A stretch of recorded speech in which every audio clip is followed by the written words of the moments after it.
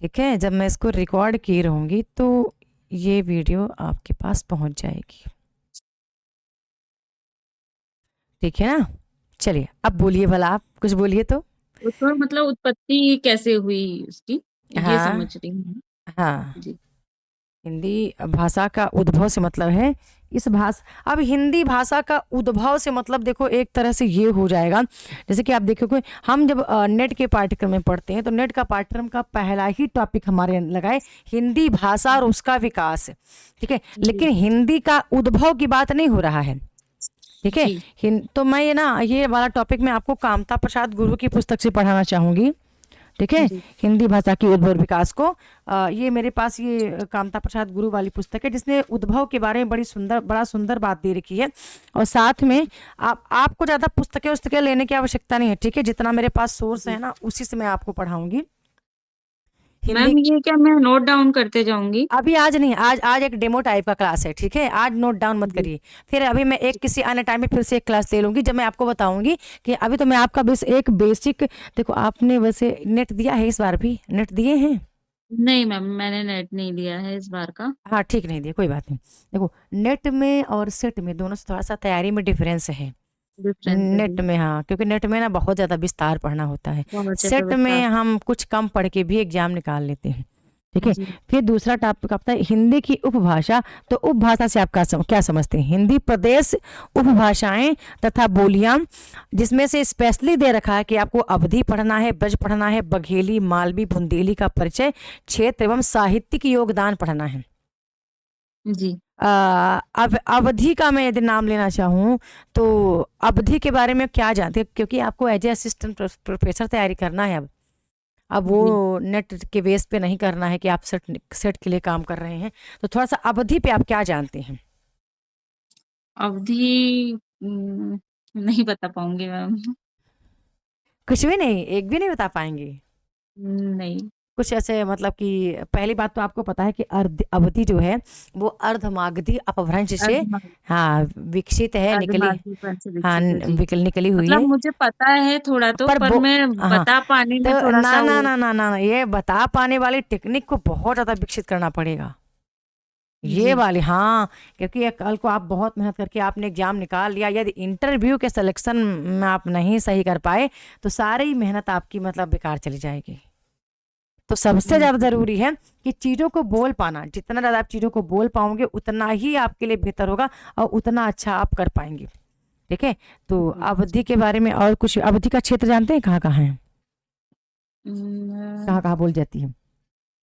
अवधि का क्षेत्र। अवधि को और किस किस उपनाम से जाना गया है? कौशली बैसवाड़ी, जी। कौशली बैसवाड़ी कहा गया है। ठीक है, और जी। ये लखीमपुर खीरी बहराइच। आपके पेपर में सबसे ज्यादा प्रतापगढ़ बाराबांकी का नाम बहुत बार यूजीसी नेट के पेपर में आ चुका है, सेट में भी आया होगा। फैजाबाद, सुल्तानपुर, इलाहाबाद, रायबरेली। ठीक है, ये यहाँ बहुत अधिक मात्रा में यहाँ बोली जाती है। आप मुझे मुझे बताइए कि अवधि कैसी है, आकार बहुला है कि उकार बहुला है?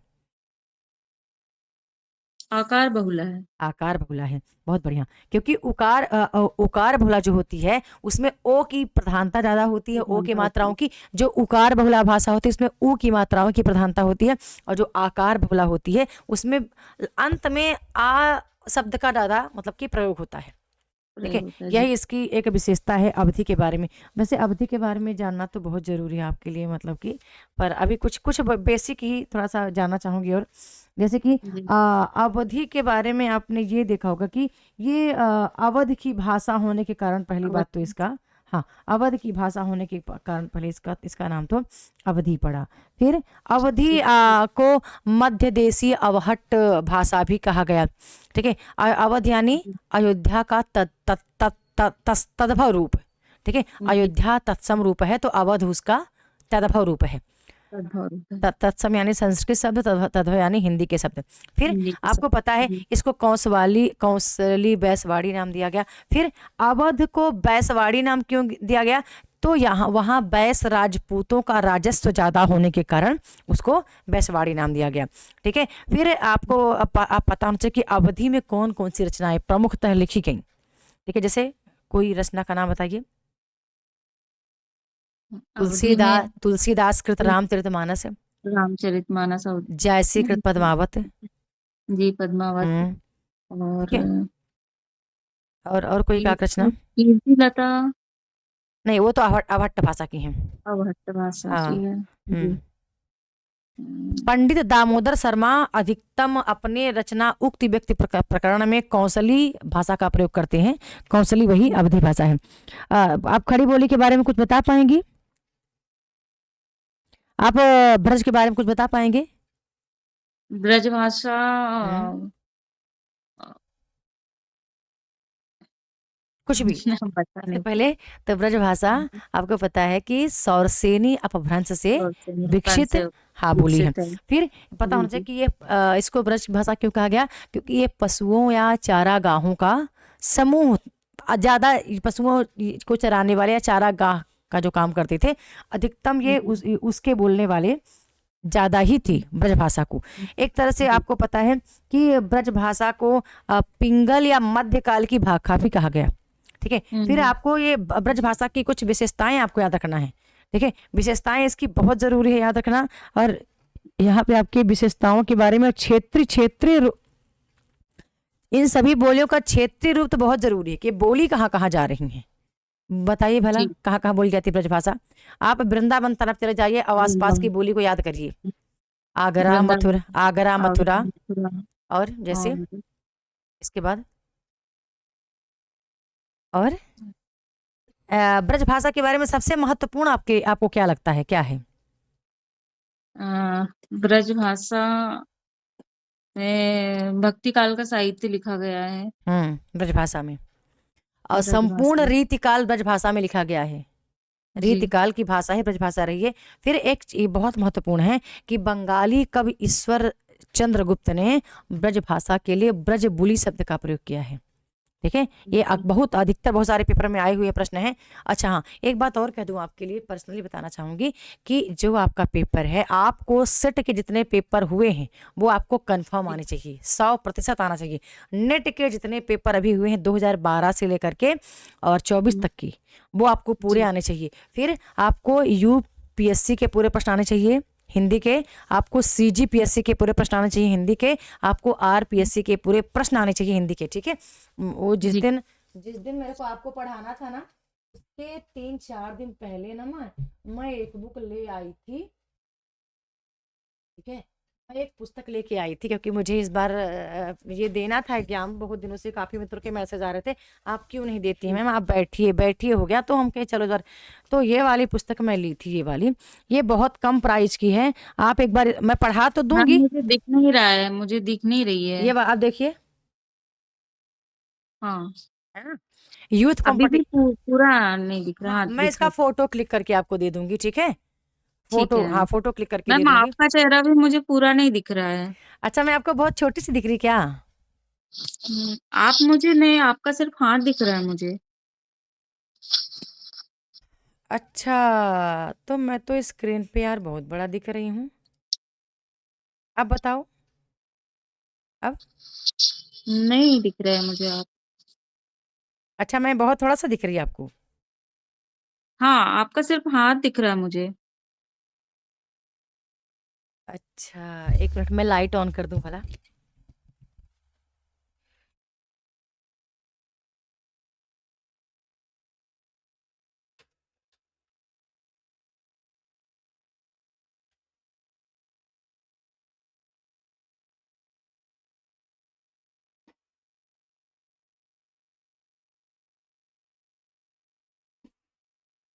अब मैं आपको दिख रही हूँ? आप थोड़ा इस साइड खसक के बैठिएंगे ना तो दिखेंगे। इधर से? थोड़ा और इस साइड खसक के बैठेंगे ना तब दिखेंगे। इधर माइक के साइड बैठना है, माइक जिधर है। नहीं, इस साइड। अब? नहीं, अब आप और उधर हो रहे हैं, थोड़ा इधर इस साइड खसकिए, उसके अपोजिट खसकिए, जहां भी खसके होंगे ना उसके हम्म, अपोजिट खसकिए। अब सही हूँ? नहीं, नहीं दिख रहे हैं। अच्छा, मैं स्क्रीन पे अच्छे से दिख रही हूँ। एक मिनट, मैं भी ज्वाइन करती हूँ। जी। ठीक है, एक मिनट, मैं दूसरे वाले ज्वाइन कर मेरे को समझ में आ जाएगा। एक मिनट, मैं ज़रा ज्वाइन कर लूँ तो फिर ना मैं एक कैमरे को सही से सेट कर पाऊँगी कि हाँ, मतलब गड़बड़ कहाँ हो रहा है।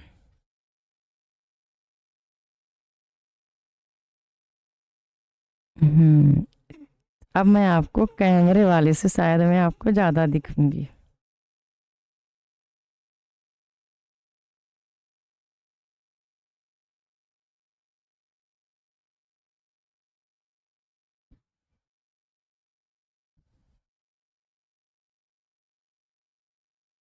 हुँ,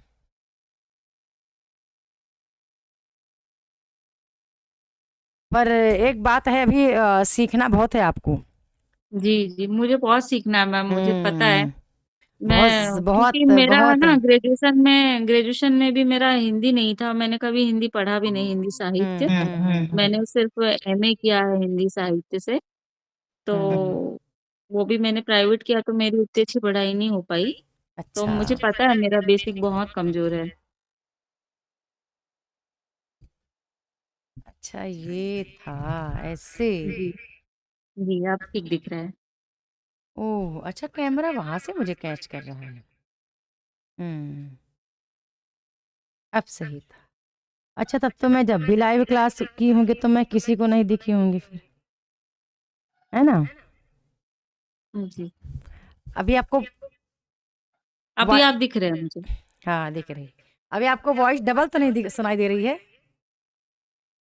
डबल आ रही है, हुँ, हल्की-सी आ रही है पर समझ सकते हैं ऐसी आ रही है। यहाँ से ना वॉइस को म्यूट कर देती हूँ ताकि आपको सुनाई पड़े। चलो, क्या वहाँ से अब डिस्कनेक्ट कर दिया। अब तो सही हो गया ना? है ना? ठीक है। हाँ, सही है। हुँ, चलिए, अगला टॉपिक देख लेते हैं। इसका अगला टॉपिक मैं आपको बता रही थी कि हम क्या, मैं आपको ये वाली बुक दिखा रही थी, ये वाली। अब आपको अच्छी दिखी होगी, है ना? ये वाली। नहीं, उस इस वाले हाथ में लीजिए आप। अच्छा, ऐसे? चलो, जी, भेज दूँगी इसको मैं। तो आप ना ठीक है। इसको एक बार देख लेना, आप ले लेंगे तो थोड़ा-सा आपको आइडिया लगेगा कि हाँ, पेपर आ किस तरह से रहा है, ठीक है? ये आ रहा है। ठीक फिर है। इसके बाद मैम ना ये सब्जेक्ट मैंने पेपर की मेरे पास एक बुक है, मैं आपको दिखाऊँगी यदि वो चल जाएगी तो ठीक है।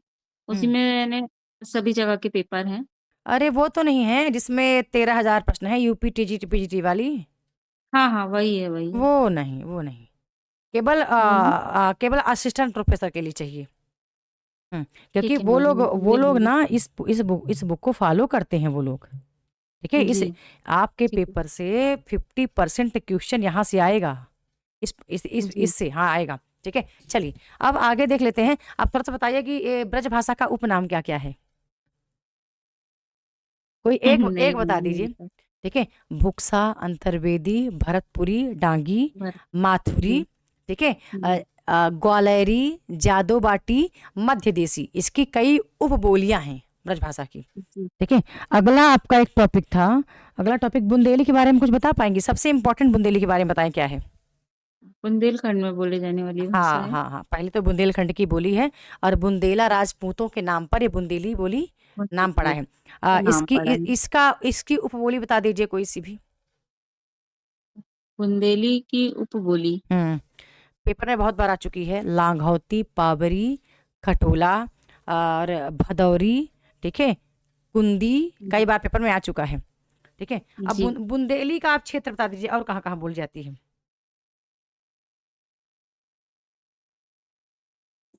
छतरपुर, नहीं पता। झांसी, पता जालौन, जी, ठीक है? जा भोपाल, ओरछा, नरसिंहपुर, ठीक है? ग्वालियर, सागर, सब जगह ये पूरा क्षेत्र ही बुंदेली का है। जी, आप किस राज्य से हो? मध्य प्रदेश से, अरे! जिला। जिला कौन से जिले से हैं? सिवनी जिले से, सिवनी जिले से। अच्छा, सिवनी से हैं। हाँ, ठीक। जी, ठीक है, अगला एक टॉपिक है, आप बता पाएँगे खड़ी बोली बहुत विशेष रूप से दे रखा है, खड़ी बोली का साहित्यिक रूप, स्वरूप, उसका विकास, सरस्वती तथा अन्य साहित्यिक पत्रिकाओं की भूमिका। जी, खड़ी बोली के बारे में क्या कुछ बताइए? खड़ी बोली बताइए कि खड़ी बोली को सुनीत कुमार चटर्जी ने क्या नाम दिया है? कर्कश बोली। जनपदी हिंदुस्तानी कहा है सुनीत कुमार जी। हाँ को सुनीत कुमार ने जनपदीय हिंदुस्तानी कहा है, इसको मर्दानी भाषा भी कहा है। आप मुझे बताइए कि ग्रियर्सन ने खड़ी बोली को क्या नाम दिया है? नहीं पता। देसी हिंदुस्तानी कहा है। अभी आप देसी कर्कश की हिंदुस्तानी। बात कर रहे थे, बताइए कर्कश बोली इसको किसने नाम दिया? कर्कश कामता प्रसाद गुरु ने नाम दिया। कामता प्रसाद गुरु ने। जी। ठीक है। गिलक्राइस्ट ने इसको परनिष्ठित बोली कहा। फिर जी। अलग अलग विद्वान अलग अलग इसका नाम पुकारते हैं। आप जल्दी से मुझे खड़ी बोली की एक दो उपबोली बता दीजिए। खड़ी बोली की उपबोली हम्म नहीं पता है हमें। आपको बता दूं कि खड़ी बोली की कोई विशेष बोली नहीं है, बल्कि आज इसको वर्तमान हिंदी कहा जा रहा, इसको हिंदुस्तानी कहा जा रहा। इसका जो दक्षिणी रूप है या जो इसका उर्दू रूप है वो सब खड़ी बोली में ही समाहित है। इसकी कोई विशेष रूप से उपबोली नहीं थी। जबकि कोलब्रुक ने कन्नौजी को भी खड़ी बोली के अंतर्गत रखा कि कन्नौजी खड़ी बोली का ही विकसित रूप है। यहाँ तक कि मोहम्मद हुसैन ने ब्रज भाषा को और मसूद हसन ने हरियाणवी को भी खड़ी बोली के अंतर्गत ही माना। ठीक है। अब खड़ी बोली का क्षेत्र बता दीजिए कहाँ कहाँ बोली जाती है? खड़ी बोली हम्म नरसिंहपुर में। हम्म नरसिंहपुर और मालवा साइड। नहीं नहीं नहीं, नरसिंहपुर नहीं। राम पेपर में जो आए हुए हैं रामपुर, मुरादाबाद, बिजनौर, दिल्ली, मेरठ के आसपास, हाँ फिर ठीक है मेरठ देहरादून, दिल्ली में बोली जाती है। हाँ सहारनपुर, मुजफ्फरनगर, रोहतक, नाभा, पटियाला, ये सब खड़ी बोली के क्षेत्र हैं। जी। ठीक है। ये पूरे क्षेत्र जो है वो कहाँ के खड़ी बोली के हैं। अच्छा, अब मैं कैमरा को यहीं पे स्थिर रहने दूंगी, कैमरा नहीं हटाऊंगी यहाँ से ना, जहाँ पे कैमरा लगा हुआ है। थोड़ा और आप इस साइड आ जाइए, थोड़ा और। एक बार आपका फिर हाफ फेस दिख रहा है। एक बार चेक कर लूँ मैं फिर से। मतलब आप हाफ फेस थोड़ा नहीं, सा और इस साइड पे हो जाइए।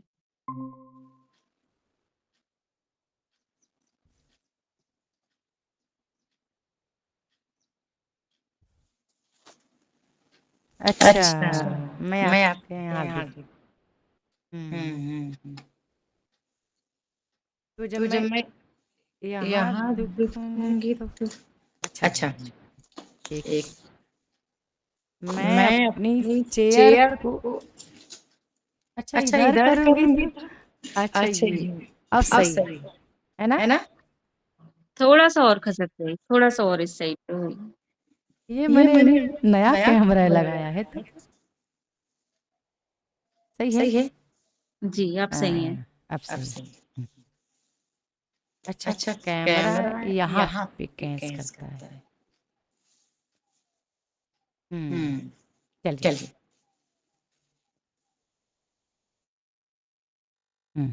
अब 22 बात समझ में, ठीक है ना? जी। तो ये क्षेत्र हो गए। और अब इसके बारे में वैसे बहुत ज़्यादा चीज़ें भी जानना है आपको ब्रजभाषा के खड़ी बोली के बारे में, क्योंकि खड़ी बोली की प्रमुख परिनिष्ठित गद्य की रचना कौन सी है बताइए आचार्य शुक्ल के अनुसार।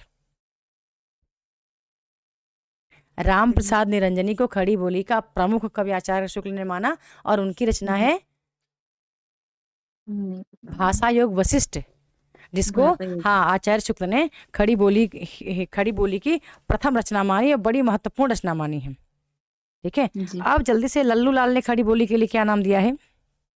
लल्लू लाल ने खड़ी बोली कहा, आचार्य शुक्ल और राहुल सांकृत्यायन ने इसको कौरवी कहा। और भी कहा। हाँ। फिर गिलक्राइस्ट ने इसको टकसाली भाषा कहा। टकसाली फिर भाषा कहा। जी। अब खड़ी बोली के प्रथम कवि कौन है? खड़ी बोली के प्रथम हाँ प्रथम कवि कौन है? अमीर खुसरो।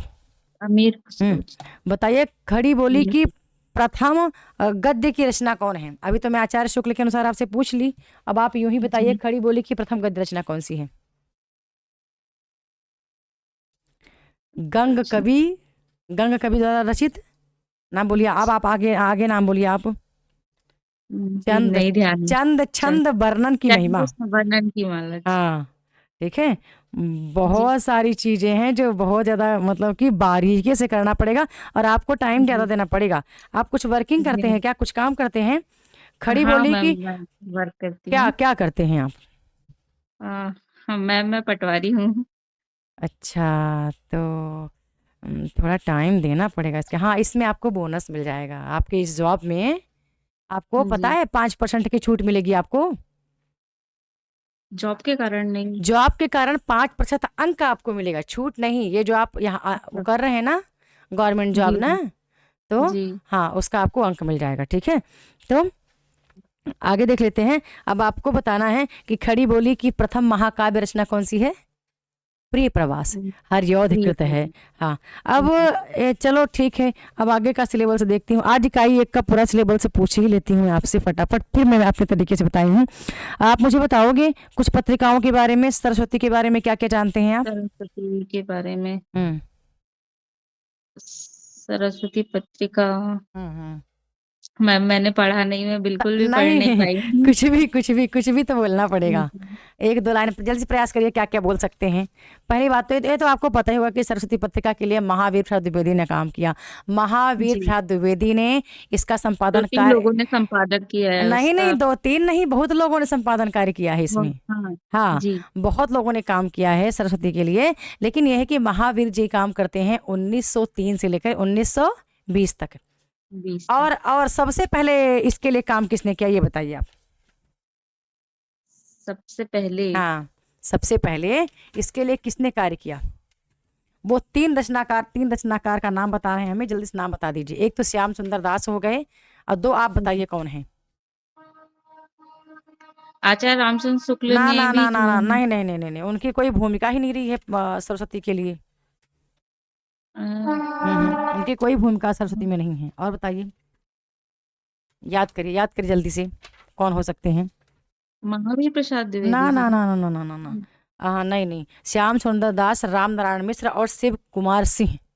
ठीक है, जी। ये पहले नागरी प्रचारणी सभा की स्थापना करते हैं, सभा की और स्थापना करते हैं। इसके बाद नागरी प्रचारणी सभा की प्रेरणा से इंडियन प्रेस द्वारा सरस्वती पत्रिका की स्थापना होती है। ठीक है, स्थापना हुई थी जी। हाँ।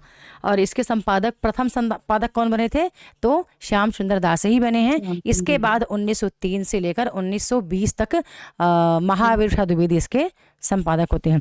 तो बिल्कुल संपादक। आपका ना एक दे ही रखा है, टॉपिक ही दे रखा है आपको। और जब भी आप इंटरव्यू के लिए जाएंगे तो मुझे लगता है कि ये बहुत बेसिक ही पूछा जाता है इंटर, क्योंकि जी इतना ज़्यादा एडवांस उनको खुद ही नहीं आती चीज़ें। ठीक जी। है, जी तो बेसिक जी। जानना बेहद जरूरी है। और इतना सरल सिलेबस है आपका, पता है कितना सिलेबस आपका असिस्टेंट प्रोफेसर का सरल है। हम्म, इकाई इकाई आप अच्छे से करो तो इकाई 1 आपका बहुत सरल है। ठीक है, इकाई 1 एक मैराथन क्लास के लिए है मेरे लिए। मतलब आपके असिस्टेंट प्रोफेसर का कोर्स, इकाई जी। एक मैराथन क्लास मेरी 3 घंटा अब की। मैम आपको तो बहुत डीप नॉलेज है, हम ठीक तो है, शुरू कर रहे हैं फिर समझो। देखिए, इकाई 2 मेरी 2 घंटे की पूरी क्लास है। एक आपका जी। एमपीपीएससी का इकाई 2 केवल 2 घंटे की मेरी क्लास है कि हिंदी का मानकीकरण, फिर मानक हिंदी के विविध रूप, मानक हिंदी की प्रमुख शैलियाँ, फिर हिंदी भाषा के विविध रूप, संपर्क भाषा, माध्यम भाषा, जो कि मेरे पास ऑलरेडी पड़ा हुआ है इसका तथ्य। ठीक है, मैं पढ़ती रही जी। हूँ। राजभाषा, राष्ट्रभाषा आपका केवल आधे घंटे का चैप्टर है हम्म, पेपर के लिए। हम्म, फिर हिंदी की जी। संवैधानिक स्थिति और हिंदी का वर्तमान परिदृश्य, ये हो गया। और कंप्यूटर हिंदी का अनुप्रयोग, कंप्यूटर हिंदी के अनुप्रयोग से प्रश्न वैसे बनता नहीं है, लेकिन बेसिक्स तभी मैं आपको पढ़ा दूंगी। और इकाई 3 भी आपका मेरे ख्याल से, मेरी नज़र में 3 से 4 घंटे की क्लास हो सकती है आपकी। मैं जी बताए, जिस दिन आप फ्री रहे ना, तो मैं चीज़ें आपकी मैराथन क्लास कराऊंगी। ठीक है, मैम, और उसको सैटरडे रिकॉर्ड, संडे। हाँ, जी जिस दिन आप, हर दिन आप आधे घंटे की क्लास करिए मेरे साथ। ठीक है, आधे घंटे का टाइम निकाल करके छोटे छोटे टॉपिक आप करिए। फिर जिस दिन आप फ्री जी। रहें तो वो पूरा बैठा करके मैं आपको स्क्रीन शेयर करके, ठीक है, स्क्रीन शेयर करूंगी तो। मैम आप मुझे टॉपिक दे दिया करिए, मैं हम्म। तैयार करूंगी हाँ, उसको सारा दिन पे। टॉपिक दे और दूंगी, आप तैयार करके आइए, फिर उसका मैं आपसे पूरा एक्सप्लेनेशन कर दूँ। तो दोनों के लिए जी आप देखो, आप इंटरव्यू के लिए तैयार हो जाएंगे प्रॉपर, और जी परीक्षा निकालने की गारंटी मेरी। आप टेंशन मुक्त रहिए, बस आपको उतना करना है। जी जी। बाकी एमपीपीएससी का सिलेबस, इकाई 1, इकाई 2, इकाई 3, ये 3 मैराथन क्लास में आपकी, 3 4 4 घंटे की मैराथन क्लास में टॉपिक पॉइंट टू पॉइंट चीज में आपको। ये तो मेरे लिए बहुत आसान है चीजें। आदिकाल का जैन साहित्य, सिद्ध साहित्य, नाथ साहित्य, ठीक है, रासो साहित्य, लौकिक साहित्य, ये तो मेरे जुबान पे रखा हुआ है। ठीक है। हिंदी जी साहित्य इतिहास लेखन की परंपरा, हिंदी साहित्य के इतिहास का प्रमुख आधार क्या है, नामकरण, काल, इतिहास का काल विभाजन, आदिकाल की सामाजिक, आर्थिक, राजनीतिक पृष्ठभूमि, फिर उसका साहित्य पर क्या प्रभाव पड़ा। ये मेरे लिए बहुत मतलब कि मेरे लिए कुछ नहीं है ये चीज़ें, ये मैंने कम से कम अभी तक हो गया 2018 से, 18 से लेकर के 2025 लग गया ना ये चीज़। जी फिर मेरे लिए इकाई 4 भी कठिन नहीं है, ठीक है। इकाई 4 मेरे लिए कठिन नहीं है, ना ही तो इकाई 5 तो मैं भी आप देखिए कोर्स में करा रही हूँ, लेकिन यहाँ पे कुछ कवियों के बारे में बढ़िया से दे रखा है कि आपको केशव, चिंतामणि, पद्माकर, सेनापति इनको पढ़ना है। तो ये मैं 2 पुस्तकों से कराऊंगी, एक तो आचार्य शुक्ल वाली, डॉक्टर वो नगेंद्र वाली पुस्तक से, ठीक है, जी इनको कराऊंगी। फिर यहाँ विशेष रचना दे रखी है केशव की रामचंद्रिका का, एक ही टॉपिक है, अंगद और रावण अंगद संवाद, बहुत छोटा सा संवाद है ये, रावण अंगद संवाद, ये देख लेना है। बिहारी सस्सई के यहाँ पे कुछ रचनाएं दे रखी हैं, वो देखेंगे, ठीक है। और फिर इसके बाद आपका टॉपिक कौन सा, हिंदी का आधुनिक साहित्य बिल्कुल कठिन नहीं है, ठीक है। फिर इसके बाद काव्य शास्त्र मेरे लिए मुश्किल से 2 मैराथन क्लास या 3 करूंगी। पहले मैं आपको छोटे छोटे टॉपिक कराऊंगी, ठीक है, जहां से आपके अधिक प्रश्न आते हैं। इकाई 1, 2, 3, फिर इकाई 8, फिर इकाई 9, फिर इकाई 10, पहले ये। ठीक और है ये मैं आपको इसी महीने में करवा दूंगी, फरवरी में, जी ठीक है। फरवरी ठीक है मैम में, या यूं कहिए कि 15 मार्च के पहले पहले मध्य प्रदेश का हिंदी साहित्य मैं खुद ही, क्योंकि मध्य प्रदेश से रही हूँ चूंकि, तो बहुत सारी चीज़ें मैंने ऑलरेडी पढ़ी हैं, इनके माखनलाल जी जी के बारे में, सुभद्रा जी के बारे में, बालकृष्ण शर्मा नवीन के बारे में, ठीक है। फिर जी ये हिंदी का लोक साहित्य, जनजातीय साहित्य के लिए मैंने एक अलग से पुस्तक में लेके आ गई थी। जी जिस दिन आपको कोर्स में आए हैं ना आप, उसके एक दिन पहले जी मैं गई तो मैं फिर जनजातीय साहित्य का पुस्तक लेके आ गई थी, और क्योंकि मुझे भी करना था तो वो मैं देखी, कोई ज़्यादा कठिन वहाँ से नहीं है, ठीक है। ये टाइम हमें मात्र लगेगा इकाई क्या बोलते हैं, एक ही यूनिट है, इकाई 4 है, जी इकाई 4 में टाइम हमें लगेगा, बाकी कोई यूनिट नहीं है जो हमारा समय लेगा। हिंदी साहित्य का आधुनिक काव्य मेरे लिए बिल्कुल कठिन नहीं है। भारत भारती से केवल अतीत खंड पढ़ना है, साकेत का केवल नवम समय पढ़ना है, राम की शक्ति पूजा, ये मेरे ख्याल से मुश्किल से मेरे लिए 3-4 दिन का होगा। इकाई 5 हिंदी का जो आधुनिक काव्य है ना, ये जी वीडियो आप सेव करके रखना, ठीक है। आपको भी प्लेलिस्ट आपकी बना दूंगी अलग से मैं, ठीक है, जी तो ये सेव करके ठीक रखिएगा। जी हाँ ये मेरे लिए कठिन है। इकाई 7 में है कि ये जो रचनाएं लगी हैं, मेरे ख्याल से छोटी छोटी रचनाएं ऑलरेडी आपने पढ़ी होंगी। उसने कहा था एक टोकरी भर मिट्टी, है ना, हाँ तीसरी कसम, जी पर मैं ये भेज दूंगी, ये पीडीएफ मैं आपको अभी से भेजती जाऊंगी। हम एक स्ट्रेटजी तैयार करेंगे कि हम 2 टॉपिक 3 टॉपिक एक दिन में फिनिश करने वाले हैं, ठीक है। ठीक है अब मैम अभी तो ठीक है 1-2 दिन में मैं आज ही टाइम टेबल बना लेती हूँ, पर 1-2 दिन बाद मैं आपको शेयर करूंगी, ठीक है। मैं रिजल्ट का ठीक है वेट मैम कर रही हूँ, मैं रिजल्ट का वेट कर रही हूँ। फिर हम लोग ठीक है क्या करेंगे कि हम ऐसा करेंगे कि जैसे कि आचार्य शुक्ल की आलोचना पद्धति, दुलारे की आलोचना पद्धति, आपको जानते हैं कौन सी पुस्तक में मिलेगा? नहीं मैम मैंने ये पुस्तक मैं लेके आई, ठीक है। तो इसमें इतना बेहतरीन दे रखा था, ये रामचंद्र तिवारी वाली जो पुस्तक लेकर मैं आई लास्ट में, ये वाली आपको दिख रही जी है, ये नहीं वाली दिख रही है नहीं। अच्छा, मैं इसका पीडीएफ आपको दे दूंगी, पीडीएफ फोटो क्लिक करके जी दे दूंगी, तो मैम आप ना, मुझे बुक्स लेनी है ना ना ना ना, अभी जी आपको कोई बुक्स नहीं लेनी है, ठीक है। हमें जी सिर्फ इतना करना है, हमें 2 टॉपिक में अपने सिलेबस को डिवाइड करना है। जो गद्य है वो हर दिन एक फिनिश करना है, जो पद्य है या फिर जो फुटकल रचनाएं हैं वो अलग करना है, ठीक जी है। ठीक आ- है ओके आप एक बार पूरे सिलेबस को देखिएगा अच्छे से, एक बार प्रिंट जी आउट लिए हो तो टिक प्रिंट मारिए। आउट है मेरे पास आप जी आज बैठिए, इकाई 7 में आप टिक मारिए कि कौन कौन सी रचना आपके पास है। मैं आपको जी 182 पेज का एक पीडीएफ सेंड कर देती हूँ, कहानियों वाला, ठीक है। उसमें कौन कौन जी सी कहानी है वो मैं वॉइस में डाल दूंगी, मेरे पास कितने निबंध है मैं वॉइस में डाल दूंगी, आपके पास कौन कौन सा है वॉइस में आप बता दीजिए मुझे, ठीक है।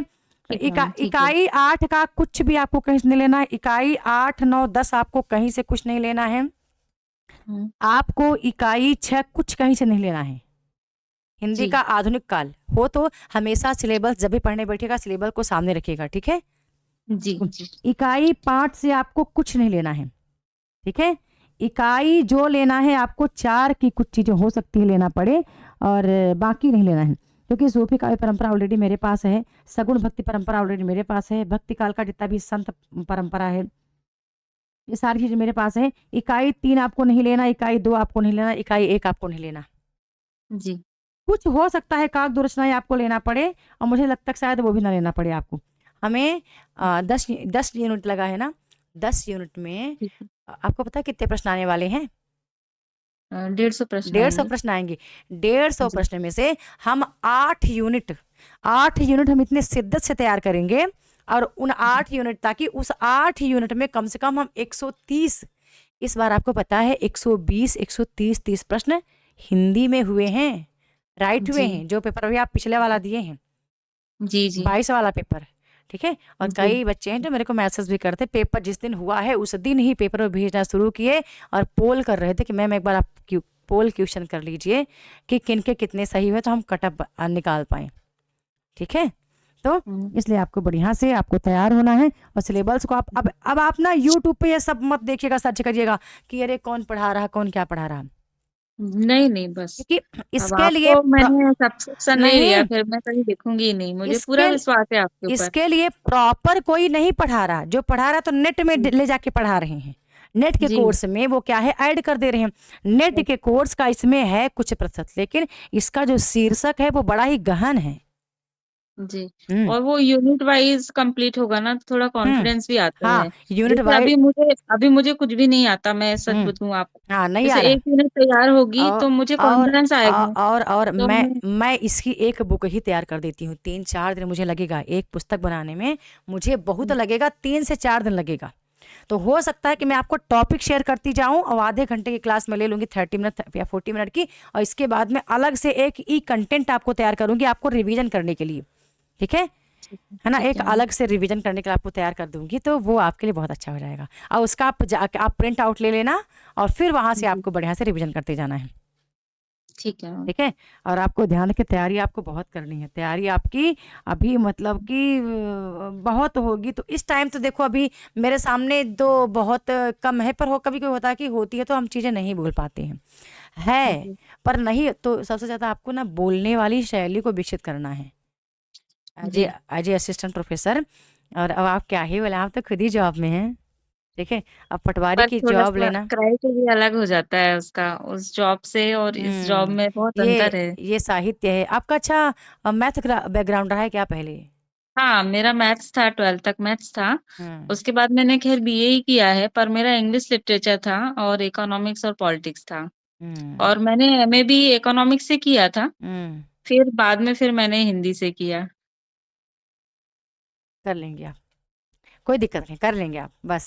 अब आप एकदम शिद्दत से जुड़ जाइए, और क्योंकि आपको देखो मैथ नो वालों का। मैम, आप मुझे टारगेट देंगे ना तो मैं उसमें हाँ, बिल्कुल आपको निराश नहीं करूंगी, मैं मैं हर दिन कैसे भी आपको, समय निकाल के हाँ हर कंप्लीट कर लूंगी हाँ इसको। कर लीजिए, क्योंकि जब जब मुझे मेरा टारगेट कंप्लीट करना होता तो मैं घड़ी नहीं देखती कि रात में 2 बजे हैं कि 3 बजे हैं, हाँ कितना जी। बज रहा है। जी। मेरे को उठ के पढ़ना है, मैं घड़ी देखूंगी नहीं बजा कितना है जी। अभी।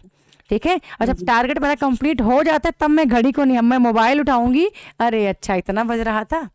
ठीक है, जी। तो चलिए ठीक है, बढ़िया से एकदम शिद्दत के साथ तैयारी करते हैं, और ठीक है एक टाइम हमने सुनिश्चित कर लेते हैं कि हाँ हमको इस टाइम पे ही करना है।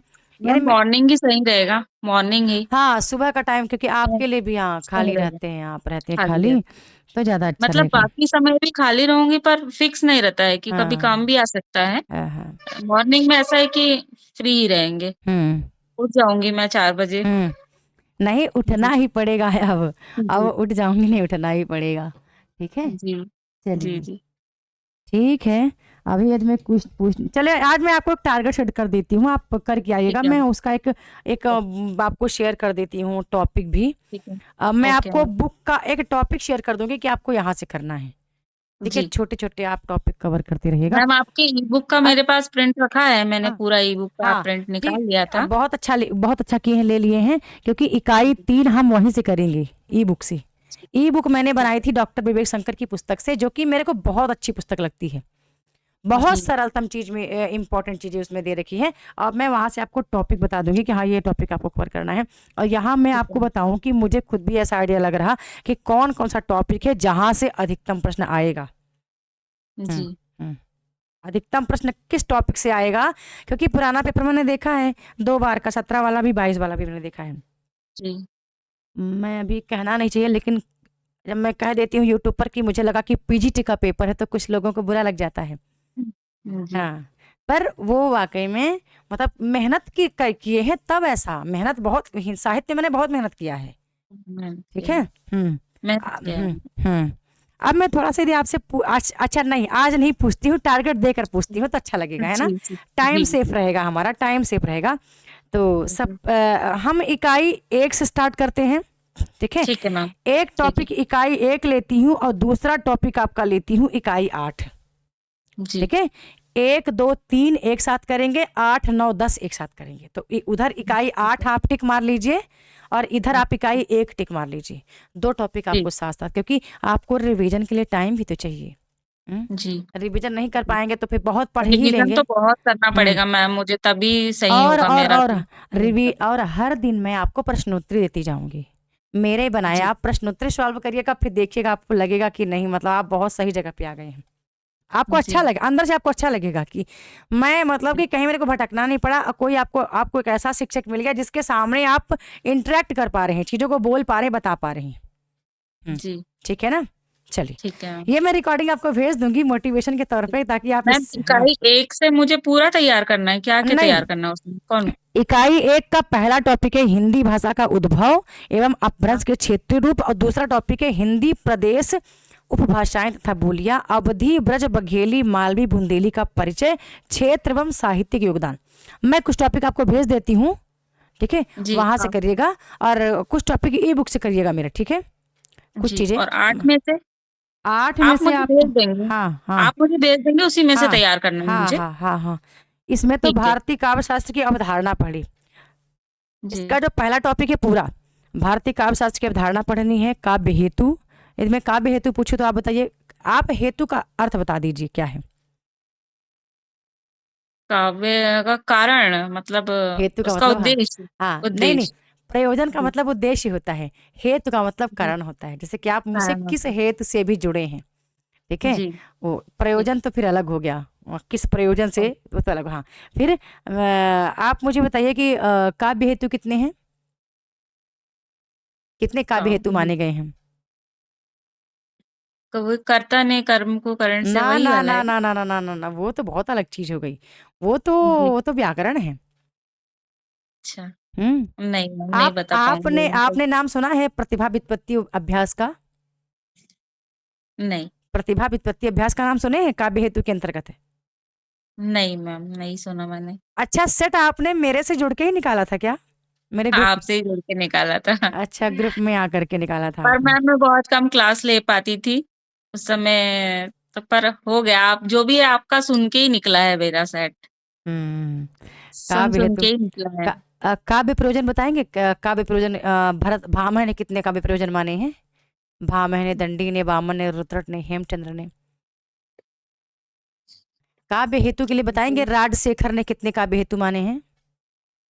मुझे थोड़ा थोड़ा याद आ रहा है, पर एकदम अच्छा, से बता नहीं पाऊंगी मैं। हाँ। रस संप्रदाय में भरत मुनि का बता दीजिए मुझे, भरत भरतमुनि मुनि का की रस परिभाषा संप्रदाय। बताना है। रस संप्रदाय के अंतर्गत तो भरत क्या मुनि की रहेगा? परिभाषा। ना काव्योत्पत्ति। ना ना ना ना ना ना ना ना ना, विभावानुभाव व्यभिचारी संयोगाद्र रस निष्पत्ति। आप जी बताइए, रस संप्रदाय के अंतर्गत भरत मुनि के रस संप्रदाय की व्याख्या चार आचार्यों ने किया है। उन चारों का आप जी। नाम बता दीजिए। नहीं बता पाऊंगी मैम। अरे बाप रे, भट्ट लोलट्ट, शंकुक, अभिनवगुप्त, भट्टनायक। जी। ठीक है। रस संप्रदाय, फिर रस का स्वरूप, रस रस निष्पत्ति। रस निष्पत्ति से आप क्या समझते हैं। रस निष्पत्ति की नहीं। व्याख्या किसने की है। साधारणीकरण के बारे में कुछ जानती हैं। नहीं। आचार्य शुक्ल ने साधारणीकरण के बारे में क्या बोला है। साधारणीकरण किसका होता है, आलम्बनत धर्म का। रस के प्रमुख प्रकार बताएंगी। भरत मुनि ने कितने नहीं। रस माने हैं, भरत मुनि ने प्रमुख कितने रस माने हैं। बहुत सीखना है, ध्यान रखिएगा। हम जी, बहुत सीखना आज की क्लास है। आपके लिए बहुत मोटिवेशन का काम करेगी। अलंकार जी। सिद्धांत के बारे में कुछ जानती हैं। ध्वनि सिद्धांत के नहीं। प्रवर्तक कौन है। आनंदवर्धन। बहुत बढ़िया। आनंद वर्धन ने धोनी के कितने भेद माने हैं? नहीं पता। 3 भेद माने हैं। ठीक है। रीति संप्रदाय के बारे में कुछ जानती हैं? रीति के संप्रदाय के प्रवर्तक कौन है? वामन की है। हाँ वामन हाँ हाँ। वामन और की है। रीति संप्रदाय, रीति के लिए अलग अलग शब्दों का प्रयोग किया गया है। किसी ने काव्य कहा, किसी ने काव्य मार्ग कहा, किसी ने संघटना, किसी ने पद संघटना कहा। तो बता जी पाएंगी संघटना शब्द का रीति के लिए किसने प्रयोग किया है? नहीं मैम। चलिए, कोई कोई बात नहीं, कोई बात नहीं। आज तो आपका बिल्कुल एकदम थोड़ा सा आप संक्षिप्त परिचय आपका पूछ रही थी मैं, जी पर अच्छा है, आप कर लेंगी, बस ये उम्मीद है मुझे, आप कर लेंगी। आप जो मैं टारगेट दूंगी आप कर लेंगी। बस आप ना इकाई 7 वाली रचनाओं को आप देखना आपके पास क्या क्या नहीं है। और जो मेरे जी पास, जैसे कि मेरे पास ये सारी हैं, भारतेंदु की रचनाएं हैं, चंद्रगुप्त की हैं, लहरों के राजहंस है, अंधा युग है, कोणार्क मेरे पास है। ठीक है। जितनी भी गद्य जी की अन्य विधाएं मेरे पास है, ये रेखाचित्र संस्मरण, ये सारी मेरे पास है। ठीक है। जी अ, यहाँ पे आचार्य शुक्ल की करुणा निबंध मेरे पास है, मेरी असफलताएं हैं, आचरण की सभ्यता है। ठीक है। मेरे राम का मुकुट भी रहा, एक लंबी कविता का अंत मुक्त बोध की। ठीक है। जी तो इसमें से जो रचनाएं आपके पास नहीं होगी आप मेरे को एक बार बस बोल दीजिएगा। आज पहले आप तो ठीक है। सिलेबस पे काम करिए। इकाई 1 आपको जी टॉपिक दूंगी वो पढ़ना है, इकाई 8 आपको पढ़ना है, इसके बाद सिलेबस पे काम करना है, कौन कौन सा सिलेबस है नहीं है। और अपने अपने अपने क्या बोलते हैं, अपनी एक कॉपी पे लिख लेना है कि जी अतीत से नहीं बल्कि भविष्य से सोचो। जी लिख लेना है कि, लिखिए जी जरा, कि अतीत से नहीं बल्कि जी भविष्य से सोचो। ठीक है। तो इसका मतलब ये हुआ कि आप पीछे आपका बैकग्राउंड क्या था, 12th तक मैथ था क्या था, अब वो मायने जी नहीं रखता है। आज जी वर्तमान में आप किसकी तैयारी कर रहे हैं ये बहुत मायने रख रहा है। आप जिसकी जी तैयारी करने आए हैं ना, और ये कोई, जी ये अब यही तो इसका अंत, आपके मतलब कि नेट सेट क्वालिफाइड करने का अंतिम लक्ष्य ही यही है, असिस्टेंट प्रोफेसर बनना। ठीक जी है। जी और इससे ऊपर तो आप क्या ही बनेंगे, असिस्टेंट जी प्रोफेसर बनेंगे, काफी दिन तक काम करेंगे, आपकी पदोन्नति होती चली जाएगी, प्रमोशन होता चला जाएगा। इससे बड़ी उपलब्धि तो शिक्षा विभाग में कुछ है ही नहीं। ठीक है। तो अब आपको ना आगे वाला भविष्य सोचना है कि जो आपने जी पटवारी की जॉब करी है वो उससे कितनी बेहतर ये जॉब हो सकती है। आपको एक जगह पे जाके पढ़ाना है और एज असिस्टेंट प्रोफेसर, और साथ ही साथ में कहीं आपको मतलब जाना नहीं पड़ेगा इधर उधर। जाना पड़ेगा। मतलब फील्ड में जी नहीं जाना पड़ेगा। फील्ड में नहीं जाना पड़ेगा। हाँ। और आप जिस दिन इंटरव्यू के लिए जाएंगी कि आप ऑलरेडी एक जॉब में हैं, तो जो वहाँ पे इंटरव्यू वाले होंगे ना, वो जी इतना गदगद हो जाएंगे कि उनके सामने कौन बैठा है आकर के। हम्म। जी इसलिए मैंने कहा कि लिख लीजिए, अतीत से नहीं, अब भविष्य सोचिए। भविष्य क्या सोचेंगे इसमें, तो ये जी आपका ये वाला असिस्टेंट प्रोफेसर का एग्जाम आप क्वालिफाई कर लेंगी। और ये सिलेक्ट, मैं बस अक्सर, मैम आपका हाँ, आशीर्वाद चाहिए। मैं अक्सर कहती हूँ हमेशा ना, सिलेक्शन की तैयारी को लेकर पढ़ेंगे तो होगा। और जो जो लोग ना सोचते हैं नेट हो जाए, नेट हो जाए, तो बेचारे नेट ही करते रह जाते, आगे का पढ़ ही नहीं पाते कुछ, ऊपर जी ऊपर से पढ़े पेपर देने आगे। ठीक है। इसलिए सिलेक्शन की तैयारी को लेकर करेंगे तब जाके होगा, तब आप बहुत अच्छा कर पाएंगे। जी ठीक है ना, तब आप बहुत ही अच्छा कर पाएंगी और मुझे बहुत उम्मीद है आपसे। ठीक है, बहुत उम्मीद है कि आप बहुत अच्छा करेंगे। ठीक है। चलिए, आज से टारगेट पे लग जाइए, ओम श्री गणेशाय नमः का नाम लेते हुए। जाएगा शायद। ठीक है ना। चलिए आप करिए, जी मैं आपको सिलेबस भेज देती हूँ। मैं 2-3, मैं पता है मैं ठीक रिजल्ट का वेट कर रही हूँ। रिजल्ट जी का मैं इस बार ना जेआरएफ की लिस्ट में मेरा नाम है, 100 क्वेश्चन पे जेआरएफ हो जाना चाहिए वैसे, जी जनरल ईडब्ल्यूएस का। अब हो जाएगा हो तो भी, जाएगा मैम, इस बार हो जाएगा आपका भी। हो जाना चाहिए, क्योंकि पिछले बार 95 क्वेश्चन पे जेआरएफ हुआ है। तो जी अब भगवान बजरंग बली जो कृपा करें। ठीक है। जी तो बस इसीलिए वेट कर रही थी कि चीज़ें थोड़ा व्यवस्थित हो जाएंगी, जैसे ही आ जाएगा तो हो गया, उसका हम नहीं इंतजार करेंगे, हम लोग तैयारी पे काम करेंगे। ठीक है। मस्त जी तैयारी पे काम करते हैं, अब बेहतर करते हैं। चलिए, ठीक मुझे है जान मैम। के अच्छा हुआ कि आप पटवारी की जॉब भी करते हैं। और जी चलिए, बहुत लंबी लिस्ट लग अभी यहाँ पे है व्हाट्सएप पे लोगों की। ठीक है, मैं टारगेट भेजती हूँ, और आपको ना ठीक है अधिकतर ना मेरे नए वाले नंबर पे ही मतलब वो एक्टिव रहना है। जी ठीक है। वो ठीक है मैम। पर्सनली जो फेस टू फेस में आए हैं ना, वो पर्सनली उसको मैंने रखा है उस मोबाइल नंबर को, और वो जी नंबर पे। ठीक है ना। चलिए जो अभी लास्ट मैसेज आपने किया उसी नंबर पे ना।